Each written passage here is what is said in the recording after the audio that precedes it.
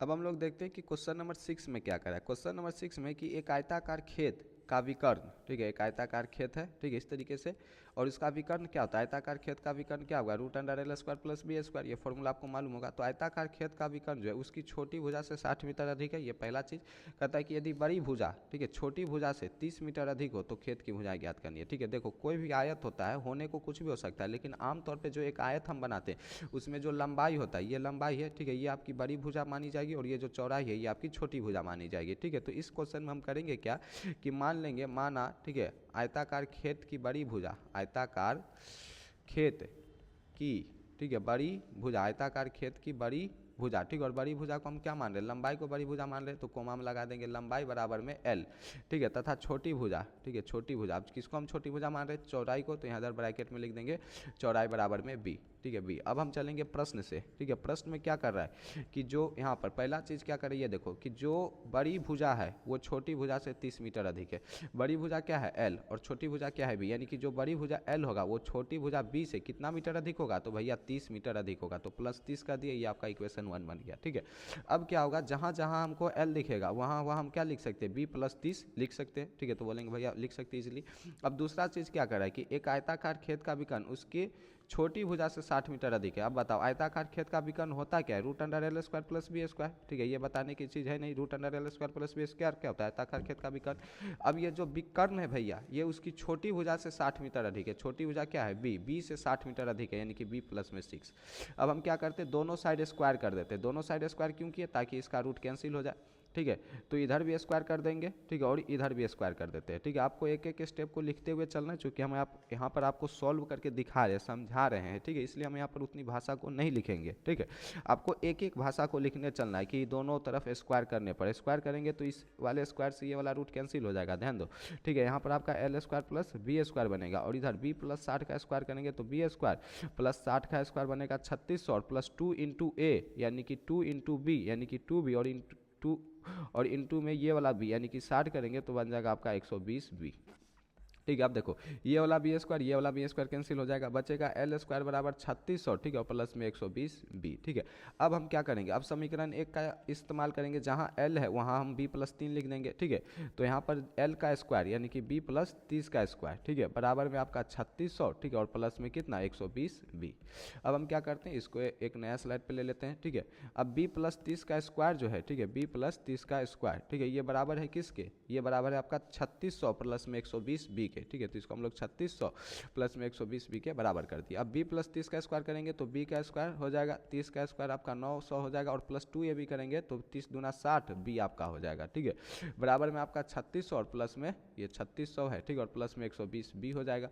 अब हम क्या करेंगे, इसको भी इधर लेके आएंगे, इसको भी इधर लेके आएंगे, तो इधर क्या बच जाएगा, जीरो यानी कि सन्नाटा, ठीक है। इधर B square as it is रहेगा, ठीक है, प्लस 900 जैसे है वैसे रहेगा, प्लस 60 भी जैसे है वैसे रहेगा। ये 3600 इधर आएगा, तो इधर जो RHS साइड में है ये प्लस में है, इधर आएगा तो माइनस में हो जाएगा, माइनस 3600, ठीक है, और ये 120 इधर आएगा तो हो जाएगा माइनस 120 भी, बराबर में जीरो। अब हम क्या करेंगे, बी स्क्वायर को वैसे ही रहने देंगे, 60 भी और माइनस 120 भी, ध्यान दो प्लस का है 60 भी, ठीक है, और माइनस का है 120 भी, ठीक है, तो क्या आ जाएगा, माइनस का 60 भी आ जाएगा, ठीक है। ये प्लस का है 900 और माइनस का 3600, यानी कि 3600 में से जब 900 जाएगा तो तुम्हारा तो बच जाएगा 2700, वो भी माइनस का 2700, क्योंकि बड़ी संख्या माइनस में, तो बच जाएगा माइनस का 2700, ठीक है, बराबर में जीरो।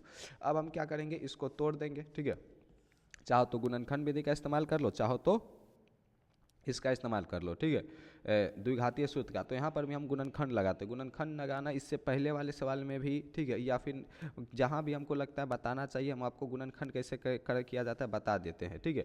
करते क्या है, ए इंटू सी निकालते हैं, ठीक है, बी निकालते हैं, फिर साइन का पता करते हैं, फिर जो ए इंटू सी जो भी संख्या होती है उसका अभाज्य गुणनखंड का हम क्या करते हैं, पता करते हैं कि आखिर इस बी को कैसी दो संख्या में तोड़ा जाए। यहाँ पर ये जो माइनस 60 है, ठीक है, आप इसको माइनस 90 बी, ठीक है, और प्लस 30 भी चाहो तो लिख सकते हो, ठीक है, क्योंकि माइनस 90 प्लस 30 करेंगे तो माइनस का 60 आ जाएगा, और माइनस 90 इंटू प्लस 30 करेंगे तो ए इंटू सी जो कोई आपका माइनस 2700 है वो आ जाएगा, ठीक है। तो इस माइनस 2700 को हम एज इट इज रहने देते हैं, यानी माइनस 60 भी को हम माइनस 90 भी और प्लस 30 भी में तोड़ दिए।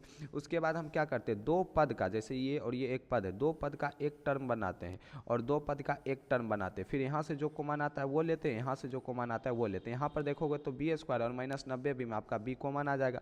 जब भी कॉमन लेते हैं तो ब्रैकेट चालू करते हैं। अब देखो अब क्या करते हैं, इस दो टर्म से हम बी कॉमन लिए तो इस दो टर्म के एक एक पद को देखेंगे। इस बी स्क्वायर से अगर बी कॉमन ले लिए तो क्या बचेगा, बी बचेगा। फिर माइनस साइन है तो यहाँ पर माइनस साइन रहने देंगे, ठीक है। फिर क्या करेंगे, इस 90 बी से ये वाला बी हम कॉमन ले लिए तो बच क्या जाएगा 90, तो यहाँ पर हम लिख देंगे 90 माइनस 90। उसके बाद हम क्या करते हैं, इस दो पद से जो एक टर्म बना है यहाँ से जो हमको कॉमन नजर आता है वो लेते हैं, ठीक है। तो यहाँ पर 30 है, यहाँ पर 2700 है, तो यहाँ से आपका 30 कॉमन आएगा।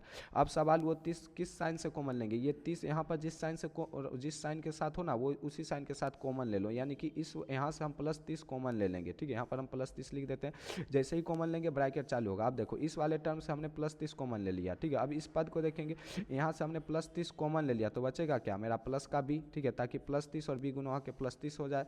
ये माइनस साइन फिर से यहाँ पर आपका एज इट इज लिखा जाएगा, ठीक है। अब 2700 जब हम 30 कॉमन ले लिए तो बचेगा क्या 90, ठीक है। तो यहाँ पर हम माइनस 90 लिखे ताकि प्लस 30 और माइनस 90 गुना के माइनस 2700 बराबर में 0, ठीक है। उसके बाद फिर आपको दो टर्म मिलेगा, ये एक टर्म और ये एक टर्म। यहाँ से आपको b इंटू बी माइनस 90 और प्लस 30 इंटू बी माइनस 90, ये आपका दो टर्म बन गया।